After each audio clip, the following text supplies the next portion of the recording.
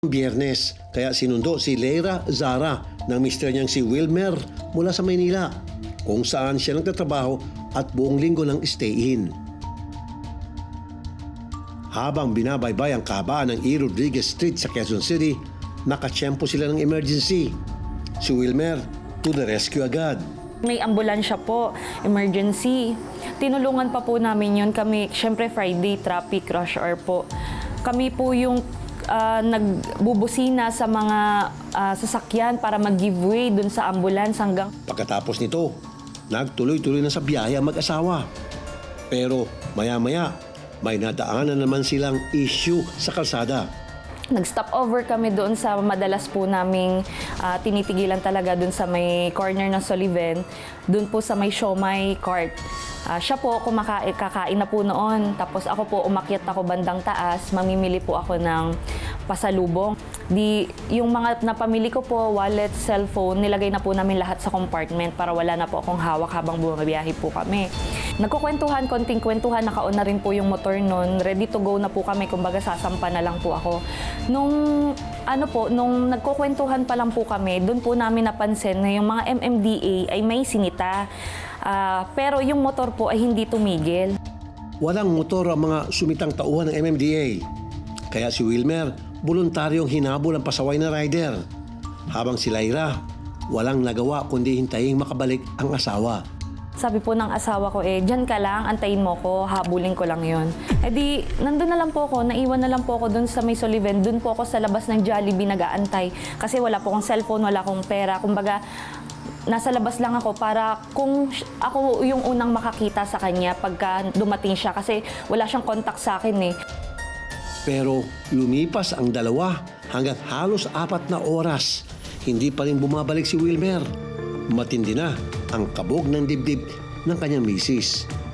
Sabi ko, hindi na normal na 4 na oras po ako nag-aantay.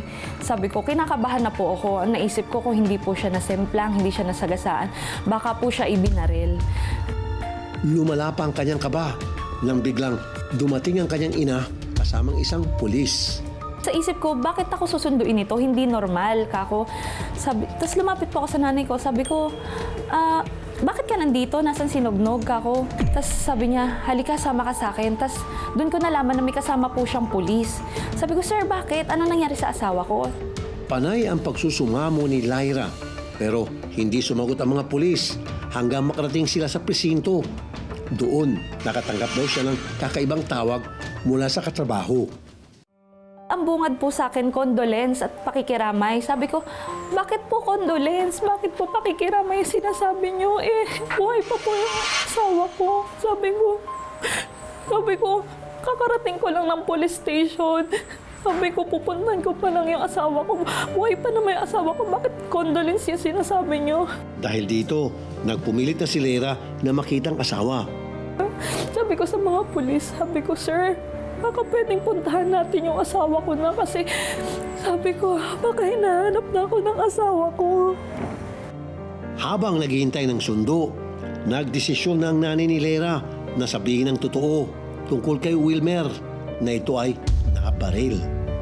Sabi ko, ano man lagay ni Nognog? Sabi ko, sabihin niyo na sa akin. Tapos yun nga yung sinabi niya, nabaril. Tapos wala na nga daw.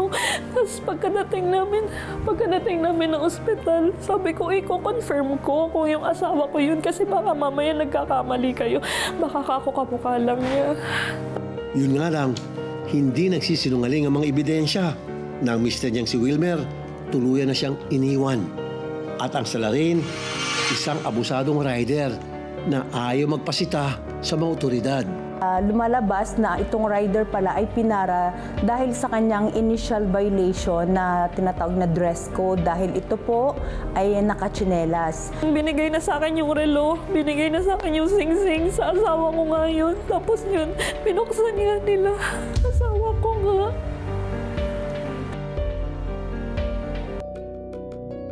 March 14, 2025, isang tawag ang natanggap ng nanay ni Wilmer Zara na si Marley. Balae niya ang nasa kabilang linya at ito ay tunog balisa. Sabi niya yung bunso. Sabi ko bakit? Pero hawak-hawak na ng balae ko yung ulo niya. parang masakit, na namumula. Nakita ko nag-video call siya. Sabi niya gano'n. Sabi ko, sumisigaw ako. Sabi ko, bakit? Ano ba nangyari? Sabi kong gano'n. Tapos, nagmamadali na kami. Naka-prepare naman na yung bata. Dinala ko ngayon yung bata doon. Nakita ko, nakasakay kami sa tricycle kung ano-anong gumugulo sa isip ko. Sinalubong kagad ako nung biyanan ko, nung biyanan niya na si Wilmer wala na. Sabi ko, anong nangyari? Ayun na, hindi ko na alam kung anong nangyari. Tapos kasama ko yung bunso niyang kapatid, nag-iiyak na, pati yung panganay.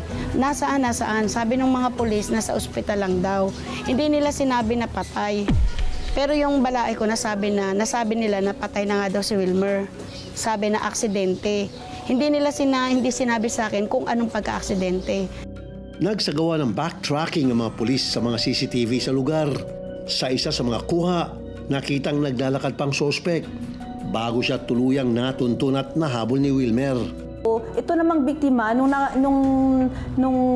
hindi niya na naabutan, bumalik.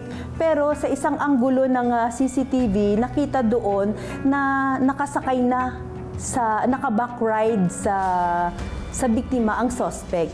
So, ibig sabihin, nagkita sila. So, nakuha niya itong suspect. And makalipas lang ilang minuto, doon naman sa isang angle ng CCTV, nakita na doon na binaril na ng suspect itong biktima sa ulo. Ang kawawang si Wilmer na nagmamalasakit lang sa mga MMDA enforcer para makorner at mapanagot ang isang traffic violator, binaril na nga, tinangkapang pagnakawan. Pagkabaril niya ay kinuha niya yung motor ng biktima at tinangka niyang itakas. Lumalabas na itong rider pala ay pinara dahil sa kanyang initial violation na tinatawag na dress code dahil ito po ay nakatsinelas. Sa resulta ng autopsy report, kita ang 2 tama ng bala sa ulo ni Wilmer na kanyang ikinasawi. Close yung pagkabaril sa ulo niya eh. Ang talagang nung investigator is murder. Kasi treacherously talagang binaril niya na nakatalikod yung biktima. Sa patuloy ng pagsisiyasat sa mga CCTV footage, nakatsyempo mga pulis ng isa kung saan kitang-kita ang muka ng suspect. Nagsagawa rin ng cross-checking sa mga basyo ng bala na na-recover sa crime scene. At na-trace ang mga ito sa isang Abo Cabalo Sampilyo na may standing warrant of arrest na pala para sa kasong murder. Ngayon, madodoble pa ang kaso niya. Pinatawan ng MMDA ng 500,000 pisong patong sa ulo si Sampilyo. Dinagdagan pa ito ng inyong lingkod ng 500,000 piso rin para agad na madakip ang sospek. Hindi nagtagal, mayroon na ngang mga nagpakilalang testigo. Sa edad na 27 anyos, haharapin ng mag-isa ni Lera ang pagpapalaki sa 2 anak nila ni Wilmer na 2 at 5 taon pa lamang. Alam ni Lera na magiging napakahirap ito. Pero sa kabila ng lahat, ipinagmamalaki pa rin niya na ang kanyang asawa namatay na isang bayani. Sobrang proud ako sa asawa ko kasi simula noon hanggang ngayon, iisa yung ginagawa niya, yung tumulong kahit hindi niya kakilala, kahit hindi niya alam kung anong magiging outcome ng pagtulong niya. Talagang susugod at susugod siya para matulungan lang yung tao na nakita niyang kailangan ng tulong.